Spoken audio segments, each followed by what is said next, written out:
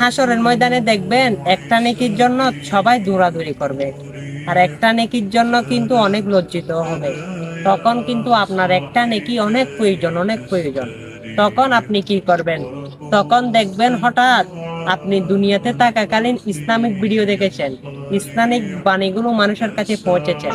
তখন দুনিয়াতে থাকাকালীন যখন ও মানুষটি আপনার ইসলামিক ভিডিওটা দেখলো, তখন ওই একটা নেকি দুনিয়া থেকে আপনার আমলনামায় চলে গেল। সেই আমলনামায় একটা আমলের দ্বারাই আপনি কিন্তু জান্নাত পেয়ে যেতে পারেন।